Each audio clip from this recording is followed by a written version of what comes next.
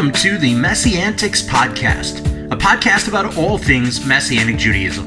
Each episode, we will be sharing our opinions as we tackle some of the biggest issues in Messianic Judaism. Now, here's your hosts, Rabbis Eric, David, Jonathan, and Toby. Shalom, guys, and thanks for joining us today. We have an interesting conversation we're going to dive into, and our hope is that this will be just a conversation. We're not shooting for this to be like any one of the four of us jumping up on a soapbox and preaching at you or anything along those lines, but there are a few things that are kind of floating around in conversation among the four of us that we thought could be very beneficial to the movement as a whole and the body as a whole, so we just wanted to hit record and kind of let the conversation flow. But that idea is on the topic of congregational development and growth and what that should look like, what that really means, and how to set ourselves up as congregations and ultimately as the Messianic Jewish movement as a whole for a sustainable future where we're actually impacting the world for the kingdom of Messiah and what that looks like. So we're just going to kind of dive into the discussion and just see where it goes. Yeah, I have gone to, I cannot tell you how many different conferences where they did sessions or entire conferences on congregational development. The problem is that much of them either focused on, they brought in somebody who had 30,000 members in their congregation, a team of 125 pastors, a sermon writing committee that met a year in advance to write. So it was totally unrelatable to anybody in the room.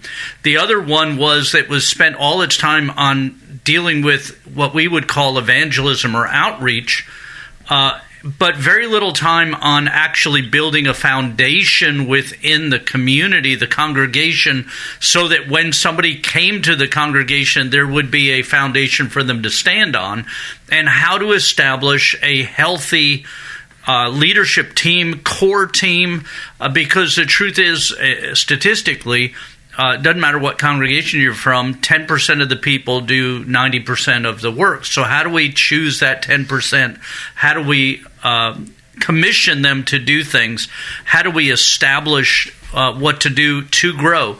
And then how do we compensate and help them to be able to achieve? Because it's amazing. I have friends who are teachers that are some are in public schools, some are in private schools, Christian schools and such, religious schools. And it's amazing how the religious schools all pay their teachers less than the public schools, and they justify it by saying it's a ministry, as if somebody in ministry should starve to death because that is their calling. And we apply that, unfortunately, across our community, not only to our clergy, because the majority of clergy, the majority of people that lead congregations are bivocational or trivocational. We have many of our congregational leaders who work jobs outside of their congregation, and many of them work more than one job outside their congregation. I did that for many years. I led the congregation and then had 1, 2, sometimes 3 different jobs that I did in order to be able to afford to pay bills so I could live. And many, I see these memes all the time about these, the pastors having these huge houses and fancy cars and all, when the reality is that 80% of congregations in the United States have less than 100 people in them, and more than 70% have less than 60. So, and most congregational leaders actually give more to their congregations than they get by the time it's all statistically washed out through there. And that's a shame, and it's also something that shouldn't happen. And it's something we want to talk about, not just the finances, but the reality of, if we're going to have good people doing good work within our community, then they should be, a workman is worthy of his hire. There should be sustenance for them within the community and what they're doing. And I just want to say, to preface the discussion, this isn't, all four of us are rabbis. All four of us are in pastoral ministry. And this isn't all four of us sitting here on a soapbox saying we don't get enough, or we're not holding our hand out. That's not what we're saying. But all the things that Rabbi Eric mentioned about what, all these circumstances about how much leaders give and this, that, and the other. If there's not things put in place to support leadership, it leads to burnout, and it leads to them just getting crushed into dust. Yeah. And starving your rabbi or your pastor is not building their faith. Right. And that's all. I just want to say that this isn't just like, this is a serious thing, because ministry in itself, even in a healthy ministry, burnout is just at times inevitable. Yeah. And I want to preface coming off of this with the fact that I'm not complaining about my pay. No. And no, I mean, I just want to make sure that the people aren't, like you're saying, we're not retelling. The Lord has blessed us at our congregation. We have a thriving congregation, and we're unusual because we have not only a full-time rabbi and a full-time assistant rabbi, although both of us do some kind of side gig work to supplement. And largely I do what I do because I give that money away. It's not money that I use for to pay my household bills. We've lived to a way where we can do that. Yeah. But we also have 5 full-time congregational administration staff. Mm-hmm. We pay our worship leader a stipend for doing what she does. We have a yard outside maintenance person that we pay a salary to, or not a salary because he actually works for himself, but it's a stipend, a pay that we pay him. So I'm not, when we have this discussion, I don't want anybody to think we're saying this because we're trying to get our congregations to pay us more, or we want you to send us money because woe is me. Yeah. Although I also want to make it very clear that if anybody listening wants to send money, we don't want them to feel like that's not the Lord speaking to their heart. I think this is more what this is going to be is a conversation about, if you're in a congregation or know of a congregation where they're not taking care of their leader, then that should change. Or if if the care is lopsided and you have all these lay leaders that are killing themselves. Essentially doing a full-time job while they're working another full-time job, and you have leadership that isn't worrying about a dang thing, you got a problem too. And here's the reality about it. And part of what kind of spawned this conversation was before we sat down to record this episode, Rabbi Jonathan and I were talking about this very reality, how the Messianic Jewish movement, our rabbis are getting older, if we're honest about it, and quite a few of our rabbis are in a position where they really need to have an understudy, an assistant or associate rabbi that they can build up and prepare to, not tomorrow, but at some point in the future, to transition leadership over to. But the reality is that most of our congregations in the Messianic Jewish movement have always operated off of the day-to-day, what comes in immediately goes out mindset. There's a salary sometimes for the senior leader, but that's maybe about it. And they're saving money for this or that or the other, or they're spending on this and that and so on. But there's nothing set up for that. But younger leaders, like especially as the Messianic Jewish movement has developed, when I first became a rabbi in the movement, the reality was that guys that went to school for this before entering into ministry was few and far between. Mm-hmm. Right? I was not the only, but one of the early ones that this is what I went to school for. I trained for this for a number of years before going into rabbinic leadership and so on. Most of our rabbis were either pastors in a church when God called them out into Messianic Judaism, or they were in some sort of other career field, and then God called them into planting a Messianic congregation or what have you. And so there really wasn't a necessity for most of the last 40 plus years for congregations to develop salaries and such for the future. But now we've got guys that this is what we've gone to school for. This is what we are being trained for, and where our heart and our calling is. And the honesty about it is, and nobody really wants to have this conversation, but the honesty about it is that a rabbi or a pastor is full-time in ministry no matter what. Doesn't matter what they do outside the congregation. Yeah. Pastoral ministry is a full-time job. right? You're always going to get the late night phone calls that somebody's in the hospital. You're always going to have the last minute funerals, the unexpected deaths that you have to go and sit with the family. You're always going to have weddings and premarital counseling. You're always going to have bar mitzvah trainings and all of these things are always going to be there. Should be spending ample time on prepping a message every week and research and study and prayer and so on. It is a full-time gig no matter what, right? And so if the rabbi then also has to, it's one thing if, like in the early days of our congregation, the first 6 years of our congregation, I worked outside the synagogue, I worked in restaurants, but that was a choice that we made because we knew this was what God called us to do to start this congregation. We knew that we weren't going to be able to get a paycheck or anything for a while, so we needed to be able to support our family, so I went to work and went back into the workforce, and that's what I did full-time outside of the synagogue. But the reality is that if you have a congregational leader who is working outside the synagogue, they're full-time in ministry either way it goes. But when they have to get a job out, if they want to, that's a different discussion. But if they have to get a job outside of the congregation to support their family, it's not the congregation that's going to lose out. It's not the ministry that's going to make sacrifice of their time. It's that rabbi's family. Their family's going to lose out because you're full-time in ministry whether you like it or not. Those phone calls at night about hospital visits, they're going to keep coming in, and there's nothing you can do about that. They're going to be there. The prep work for a message for the weekend is going to be there. The prep work for Bible studies and so on is all going to be there. That's not going away. But when you have to work outside the congregation because the congregation isn't able to or hasn't planned for paying for it, your family's the one losing out. They're going to miss the extra 30, 40, 50 hours a week that you're spending in a second job somewhere outside the congregation. And we've got to, as a movement, as a congregation, as rabbinic organizations, we have to do a better job of planning and prepping for an actual future, because new rabbis coming in, what we're yearning for, longing for, are young leaders. Young leaders coming in means young families. Young families don't need their father, their paternal figure, the husband in that family, to have to put 40, 50, 60 plus hours a week into the congregation and another 40, 50, 60 plus hours a week into a secular job to provide for their family.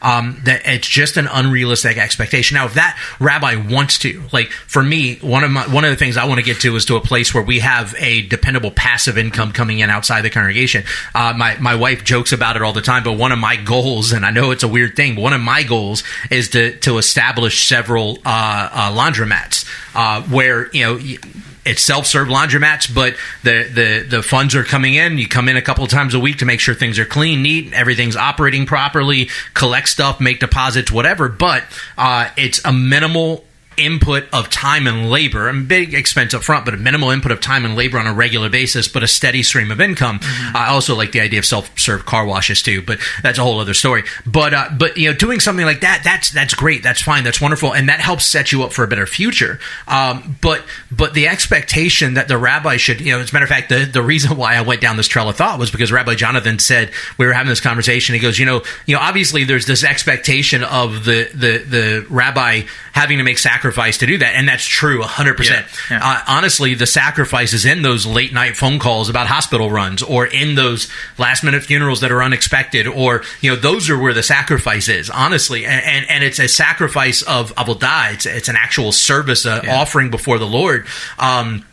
It's a worship before the Lord, but that's where the sacrifice is, and it's fine and wonderful to expect that kind of a sacrifice of the pastoral figure, the shepherd figure of the congregation, but to expect that rabbi or pastor's family to make the sacrifice for him to do ministry is a whole separate problem. Yeah, and I think that's probably what I wasn't. Earlier when we were talking, I wasn't really taking that into consideration, because Catherine and I will have just been married 2 years this April, so I'm even still learning to this is going to affect my time with Catherine and Eli, and this is just I was tent making last night. I clean playgrounds and local restaurants at night, because that's the only time you can clean them, is when the restaurant's closed.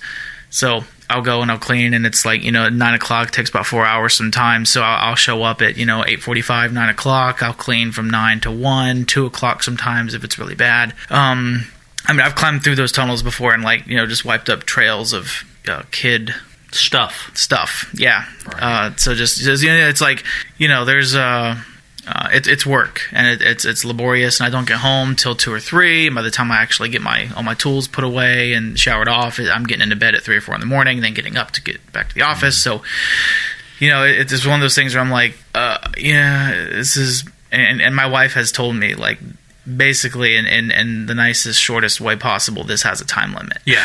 Because it does affect my ability to be there with her, with Eli. And I think that goes into Paul in Timothy and Titus saying that a elder, a pastor, a shepherd, however you want to look at that, has to be able they have to have a good orderly household, right? That's not to say like their kids have to be robotic and do what they're told. I mean, kids are going to be kids. Get their chores done perfectly. Yeah, that doesn't mean that they rule their household by an iron fist and whatever. But what it does mean is they have to actually be a part of their family. They have to have a functional home. And there are some things and aspects to this discussion that I think differently than many others, because before we hired a assistant rabbi, we hired administrative staff because I knew that there were things that needed to be taken care of administratively in order to build up a foundation.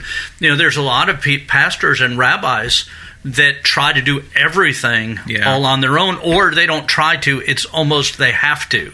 And there's this thought that when you hire a rabbi, you get his wife as a and sometimes it is that way that they're a team.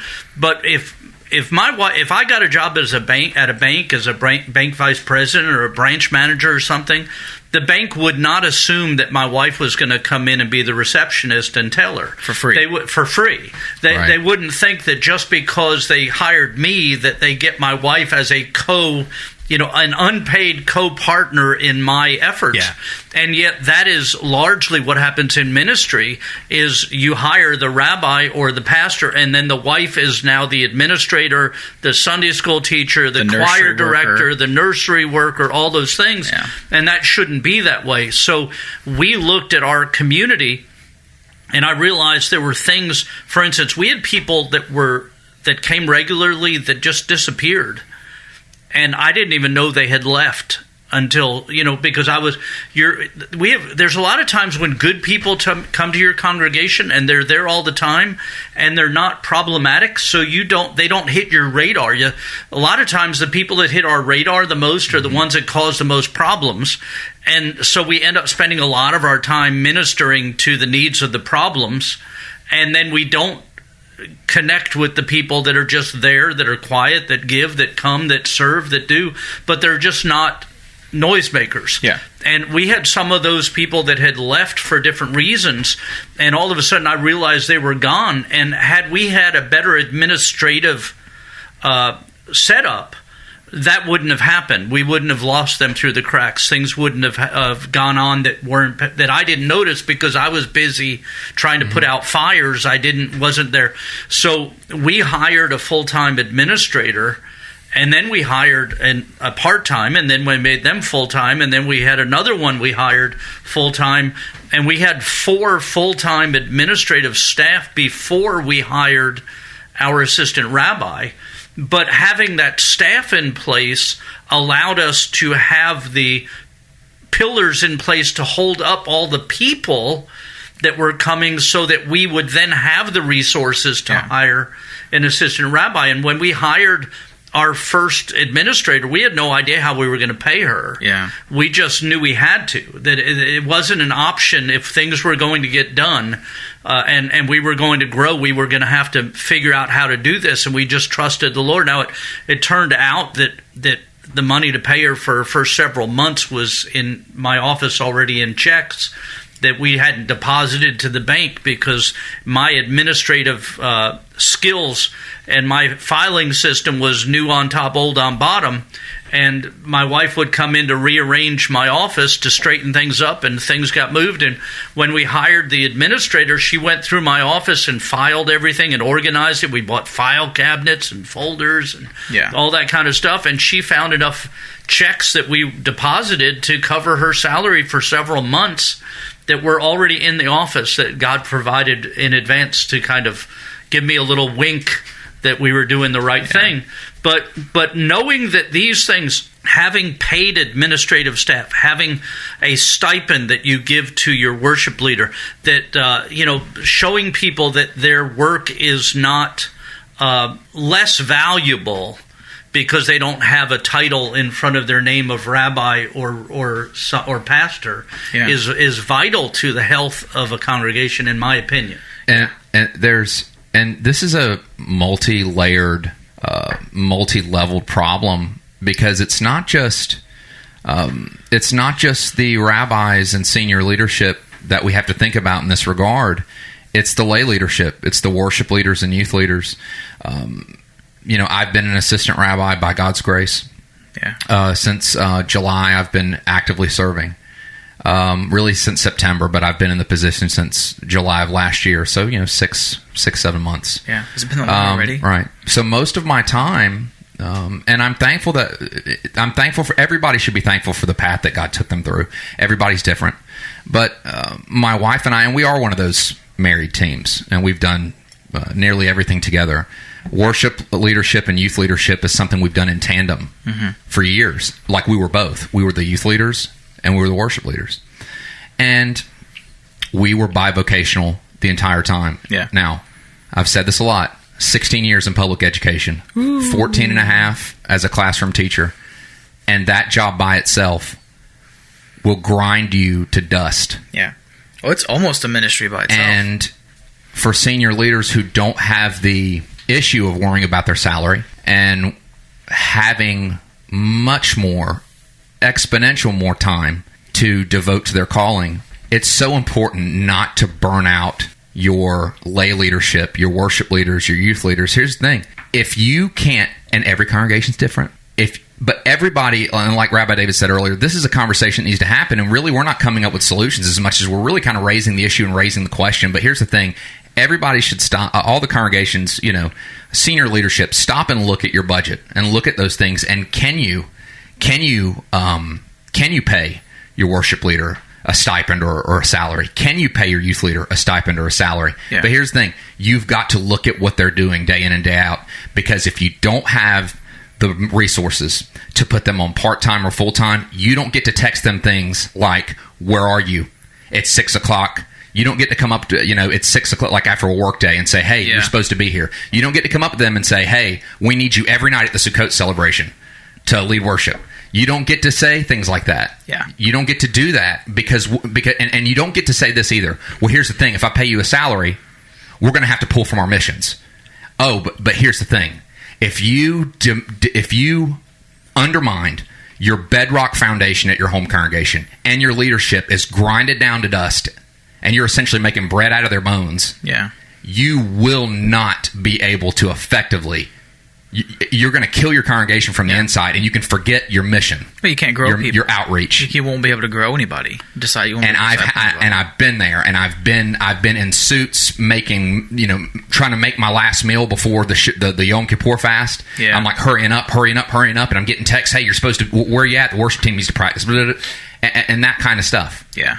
Everybody. It requires from senior leaders preparing for the future. Yeah. To senior leaders that are taking care of, thinking about their lay leadership. Everybody's got to look in the mirror. Yep. But the one thing is always this: hey, we have missions. We have kids that can't eat, and we have kids that can't eat in these countries, and this, that, and the other. I understand. Yeah. But if you deteriorate the bedrock of your ministry, which is your home congregation and the people that are coming, and not thinking about even your internet outreach. Yeah. Thinking about your home congregation, if you start degrading that, everything else will fall apart. There's a biblical precept, and something one of my elders constantly reminds me is that serving starts at the household of faith. In other words, it starts at your congregation. Years ago, I went through EMT training and was a firefighter. Yeah. And did all that. And the first thing they teach you in EMT training is the scene safe? When you arrive at an accident, before you rush out to go help somebody, you make sure that you're not going to get injured and endanger yourself. You stand, if there's power lines on the ground waving all over the place, you don't go try to help somebody, because 2 dead people isn't better than 1 dead person. Right. And it's wonderful when you can give to other ministries and other congregations and other things. But if you're withering on the vine trying to do that, then you're not accomplishing. And you would be able to give more if you got your people healthy and blessed to those other congregations. So it's vital, as you said, to physically, to emotionally, to spiritually abuse people as if they were slaves to your congregation. While giving money to outside ministries. It's just as frustrating to me. Listen, I support giving to Israel. Our congregation gives to Israel. I love people who minister in Israel. But half of the Jews in the world almost are still in the United States. Yeah. And it's wonderful that people in the United States want to support ministries in Israel, and we should, but not at the expense of not ministering to Jews in the United States at the same time. We can do both if we do it right and we're healthy doing it. Same thing in our congregations. We have to be giving and blessing and serving the people in our communities so that they're healthy, so that they can. And again, that's why we went administrative heavy because our administrators are the ones who they call people and say, you weren't here on Shabbat. Can we pray for you? Are you doing okay? They're the ones that are sending groceries to families that need it, or sending meals to mothers that just had babies, or people that got out. Things that I wouldn't have the time to do that need to be done. But they're saying, when the apostles got together, they said it's not good for us to take care of the physical needs of the people, but that doesn't mean they don't need to get done. That means that we have to find people that can do that and bless and help them to do that so that both get accomplished. Yeah, and that's it. So much of it is lack of planning or forethought, which is crazy to me because, Yeshua explicitly, gave an example of, you don't sit down and count the cost before you start building a project. Then the world looks at you and laughs at you and mocks, and who is this who started building and then couldn't finish it because he didn't prepare, or figured out he couldn't afford it. And because and I've heard senior leadership say that before in other places, like we're not going to plan, just going to be let God take it. And it's like, God calls you to plan, and I think that's a. No, go ahead. I'm sorry. No, it was you have to actually take the steps. Faith requires you to actually step out and do the thing. I think that's a byproduct of years of being insulated. Yeah. By elders and boards, and we have this false impression that piety or humility equals poverty. Right. Yeah. That in order to be pious, in order to be holy, in order that we have to be in poverty. But when we looked at Yeshua, he had the most expensive, and I'm not saying we all should have the most expensive clothes, but he did not have cheap clothes. Yeah. And although it says he didn't have a place to lay his head, that meant he didn't have his own home. Mm-hmm. That didn't mean that he didn't have somewhere to sleep. And when they came to him and said, we have thousands of people here to feed, it wasn't that they didn't have any money. They just didn't have food for 20,000. Right. Yeah. That's different. I mean, Judas was stealing money from the bank.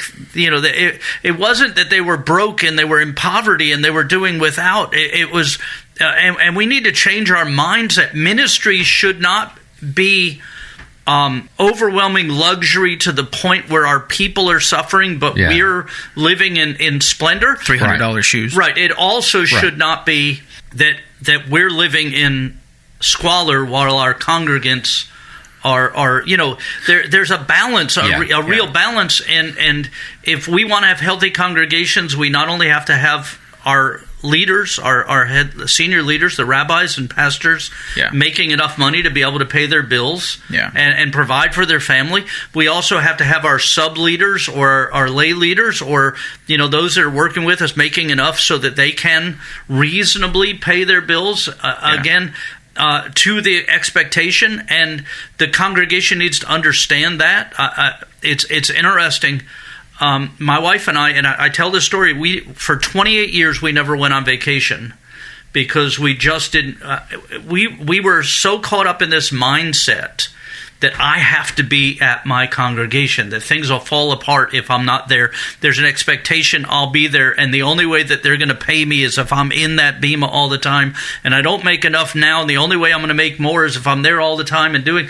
So we didn't take vacation, and one day I woke up and I went, normal people that have been in ministry in a job for as long as I've been here get 2 or 3 or 4 weeks vacation a year, and I've never taken one. So we took a vacation, and I know this might shock everybody, but the congregation didn't fold.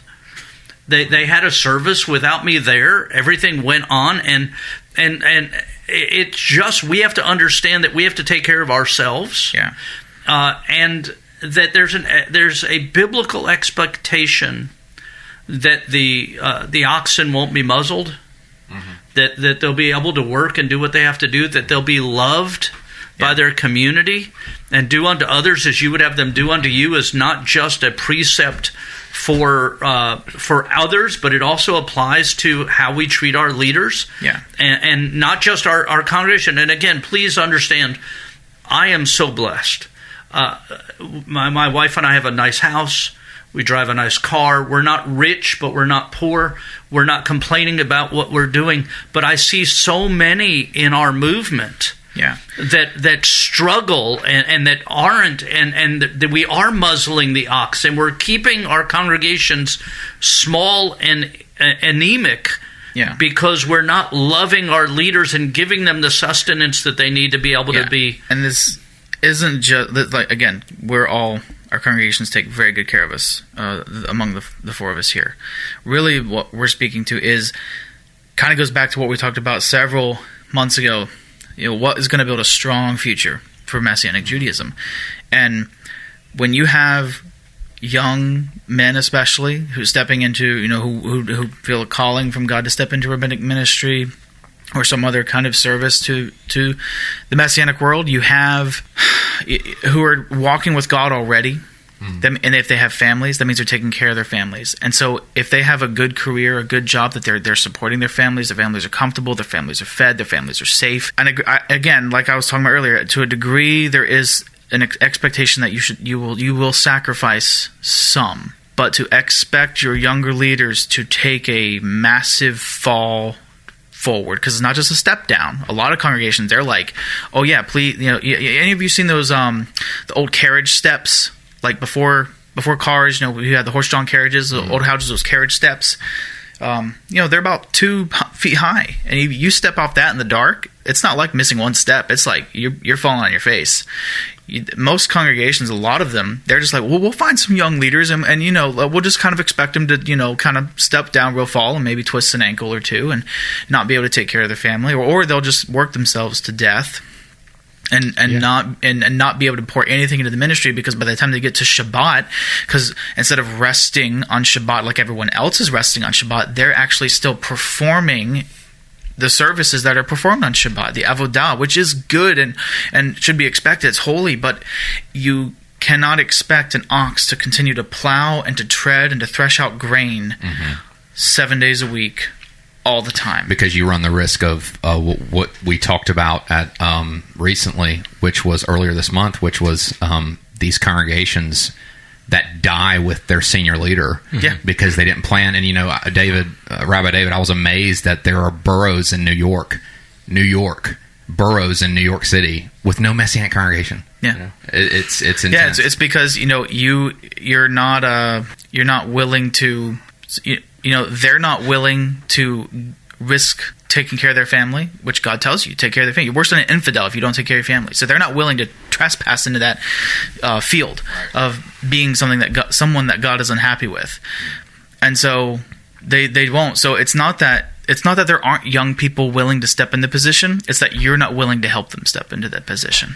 And honestly, and I'm not saying this is necessarily the case everywhere or anywhere, but I do know that there are quite a few congregations that exist, Messianic synagogues that exist in areas where, they've been around for years and years and years. They still rent from churches or what have you, because the the cost of property and ownership is just so insane where they're located, because most Messianic synagogues are or a lot of Messianic synagogues are in metropolitan areas with large Jewish communities, and in metropolitan areas there's a very high cost of property ownership, and so there are a lot of Messianic congregations that have spent decades saving up money for building funds for the future, for being able to buy a building at some point, knowing in the here and now the likelihood of that happening is slim to none, unless some drastic miracle occurs, which is, and I'm not saying that can't occur, but if you've got say a couple $100,000 in a savings somewhere for a building fund, and your senior leader is 60, 70 years old, and you need to be planning for a future, it might not be a terrible sacrifice to say, okay, well, we're not going to be buying a building in the next 5-10 years because property values are only going up. If you've got $200,000 in the bank and everything in your area that you're looking at is $3, $4, $5, $6, $7 million or more, that little bit's not going to make a difference. Right. So it might be worthwhile to reallocate 50, 60,000 of that, or whatever your area requires cost of living wise, to reallocate those funds for a 1-year startup salary for a assistant or associate leader to come in and help and get ready for what the next part is. Because how do we know that the resources that are in that building fund isn't something God is setting up and planning for when the next step comes in? Because sometimes that senior leader can only take that congregation, that founding leader can only take that congregation so far. Yeah. And then it's time to hand it off to the person that God has, just like Moses and Joshua. Moses could only take Israel so far, and then he had to hand off leadership and the anointing to Joshua, who then took Israel to the next place that God had in store for him.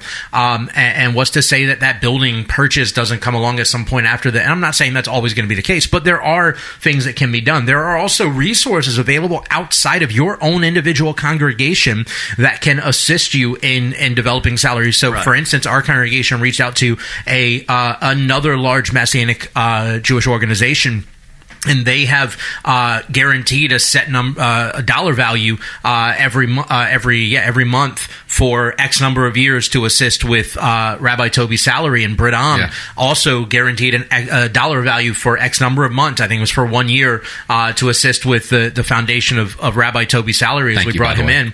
And so there are resources available. And to be honest, the reason I said it's something that organizationally we need to be more intentional on is because organizationally our rabbinic organizations could do far better. We really could. We need to get out. My grandparents, who were amazing people, my mom's parents, lived through the end of the Holocaust. They lived through some really tough times here in the United States. They succeeded. They lived. They were successful people. They weren't, but they never bought napkins. Mm-hmm. They never bought salt and pepper. They never bought ketchup. Their stuff at their house was whatever restaurant that they went to. They brought the ketchup with them. They brought the salt and pepper. Because their mentality was still in the suffering and the poverty, and we can't afford to spend money on this. We're gonna, when I go to the restaurant, just grab some extra napkins, just grab some extra salt and pepper, some mayonnaise, some ketchup, stuff like that. The Messianic movement needs to get beyond that mentality that we can't buy or do because we're the little guys, we're the small, we're just the statistical anomaly. And realize that if we are a prophetic movement, if we are an end time revival movement, as we claim we are, that God is restoring what was, then we have to trust that He's going to restore all of it, and we need to get to the point where we're working together, where we're sharing, where we're helping one another, where barn raising becomes more of a reality, figuratively and spiritually, where we're not competing against each other. I love the relationship we have in our Gulf Coast area, because when somebody comes to our synagogue that lives closer to Rabbi David's, we tell them, hey, do you know that there's a congregation in Daphne that's closer to you, or one in Navarre that's closer to you, or one in Dothan that's closer to you? Why don't you go visit there? Why don't you see if you can plant yourself closer to that? We're not building our kingdom, we're building His kingdom. Right. and our mentality is, how do we be a blessing? It wasn't even a hesitation of our leadership to say, can we send some money every month to help Rabbi David cover Toby's salary? Because in our view, if Rabbi David's congregation grows, our congregation has grown. If a revival takes place in Africa and 1,000 people come to faith, we just grew by 1,000 people in our congregation, because we're part of the same body. Yeah. We're not in competition with each other. We're working together to build a community. And when we get that mindset, we get out of the poverty mindset that we can't afford to do, that we can't afford to give, that we can't afford to spend money on that, or we can't afford to hire somebody or whatever. I have never hired somebody at our congregation that God hasn't provided the means to meet their needs and meet our goal, because first of all, we pray about it and we seek the Lord, and we don't just jump ahead. We're not climbing out on the branch and then cutting the branch off behind us. Yeah. We're praying about it, seeking the Lord, and doing.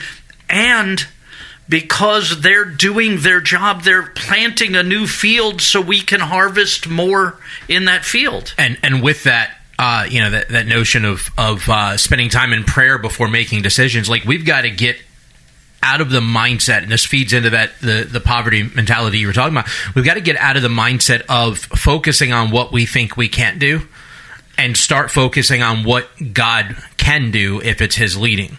If it's His leading, what we think we can't do doesn't matter, because He's already paved the way. Look, our building that we own, and you guys had very similar situation with both buildings that you guys have owned. Our building that we own, when we started, trying to make moves on it, like, we approached the denomination that we bought it from. We approached them with a lease with option, with X number of dollars down and X number of dollars a month for that lease, with a certain percentage of that going towards the purchase price when we closed on it.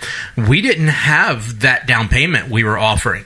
Like, it wasn't there, but we truly felt like this was a God thing, and if it was a God thing, He was going to put it together. And so we made moves, and we started doing, trusting that He was, and I kid you not, they accepted the offer that evening, and within 2 weeks, we had that down payment available. Yeah, we raised just instantaneously. Yeah. For our current building, when we were renting the building we're in now, we own another building that we were renting out to another congregation, but we had outgrown that building, so we moved to our current building. We were renting it, and the people that owned it said, look, we have an offer to buy the building. You guys have 60 days to exercise your right of refusal, or you're going to have to move. And so in 60 days, we raised more than $80,000 so that we could put the down payment down on our current building. But in the way that happened, we had initially made a deal to pay $1.4 million for our building, that when we signed our lease option. But when they pulled the exercise your option to buy, all we had to do was buy it for the amount of money the other people offered, which was $750,000. Wow. So we ended up buying our building for half of what we had committed to buy it for, and God raised the money for our down payment so that we could get into the building. In 60 days, we raised more than $80,000, and it wasn't, and we weren't like shaking people and poor mouthing or any of that. We were just, look, if this is what God wants us to do, He's going to provide. He's going to provide it through you and for people like you.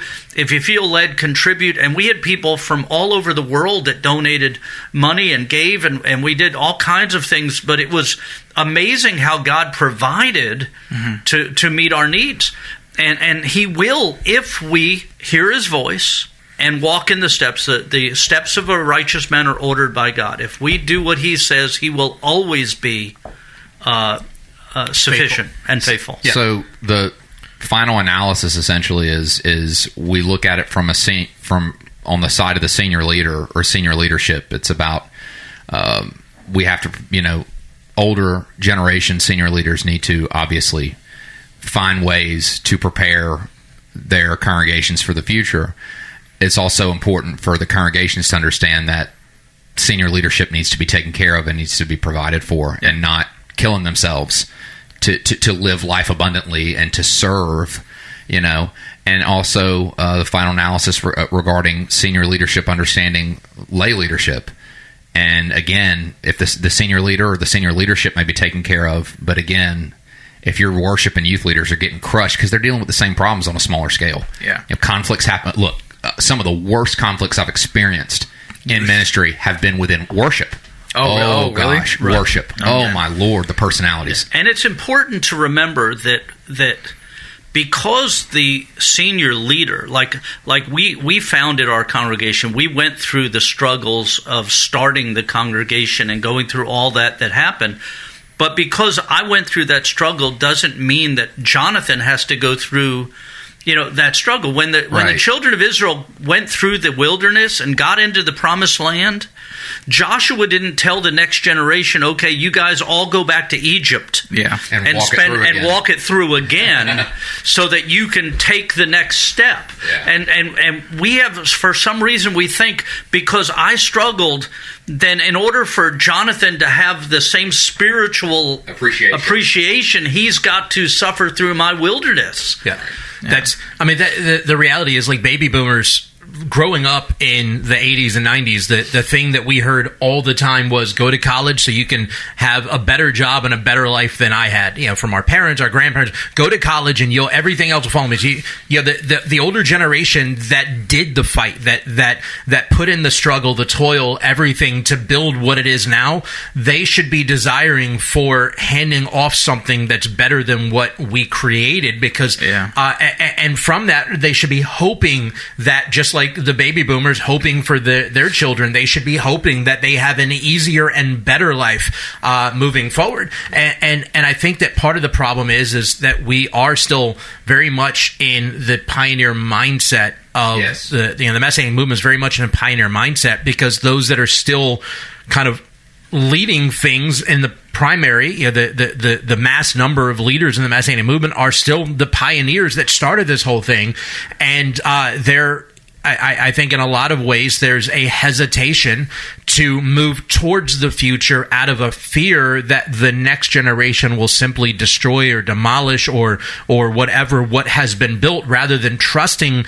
that if this is in fact an end-time divinely orchestrated and ordained movement, then God has it all under control, and he has already prepared a new generation who will not only pick up where you've left off, but that will carry this into the next phase that God has in store. The next generation, my hope is that Jonathan never goes through the struggles that I went through to get the congregation to where it is now. Because I have plenty of my own. Yeah, because he doesn't have to do that to see the value of what's taken place. I want him to inherit what we've built and see the value in that inherentance, right? Regardless, without having to go through the stuff to get there. One of the things I think would be super helpful to get your mentality, because really what needs to happen is that mentality change, attitude shift. And one of the ways to change that, especially if you're small, just starting out, maybe you don't have a whole lot to do, or maybe the giving has just been so focused on paying the rent, paying the lights, making sure there's those things. Find a way to care for your leader. Whether that's, you could, if someone could come in and be like, hey, I'll come in and I'll clean your house. Right. Or I had a neighbor the other week who knows I'm both in ministry and have a brand new baby. And he was like, hey, let me cut your lawn, and cut my front and back lawn. I was like, thank God, because it goes a long way. It felt great. It goes a super long way. We have people who here at the synagogue who they bring us half a gallon of milk, from fresh milk from their cows, every week. Right. And we used to have some people who gave eggs, which, now that's like, you're rolling in gold if you got eggs. So, right. It's important to do those little things because it shows love. Yeah. It shows that. But the other thing I want to say in closing is that if you're a leader of a congregation or you're on a leadership team of a congregation and you're struggling, be honest about it with your organization, with your people you're in relationship with, your elders, because not just your elders, but the organization. For instance, we're part of the IMCS. If we get into a place where we're struggling, if I reach out to leaders within the IMCS, God doesn't allow a circumstance to arise that He doesn't have a solution for. Right. And the scripture says, heaped up, pressed down, shaken together, shall men give unto you. The help is there, but we have to be humble enough to say, hey, I need help. Our air conditioner broke and we need some help, or this happened and or my wife had surgery and I need some help, or whatever it is that's going on, because there are people in our community, in the Messianic community, that love us, Yes. that will reach out, but they can't read minds. And they don't know what's happening if we're not sincere and honest about it, and looking for opportunities to reach out and say, hey, I need some help. There's other times where I've called people up and said, hey, we were really blessed. Are you needing anything? Can we help you? How do we do this? Because that's how this is supposed to work. Yeah. So anyhow, I hope this has been a blessing to you. If it was, I hope you'll share it with others. If you haven't already subscribed to our channels, do that. Anyhow, I think this has been a profitable discussion. I think it's been something that was at least helpful to get out. It was cathartic to say, even if and we're hopeful that people will listen to it, and not only listen to it, but they'll apply. And if you have ideas or thoughts on how to achieve these things, please email us, comment on YouTube or Facebook or wherever you're seeing this, and share with us so that we can share it with others. The answer to all these things is out there. We just need to know how to do it and how to apply it. Thank you for listening to the MessianTics podcast. Make sure to subscribe so you can be notified every time we drop a new episode. And be sure to follow and interact with us on social media at MessianTics Podcast.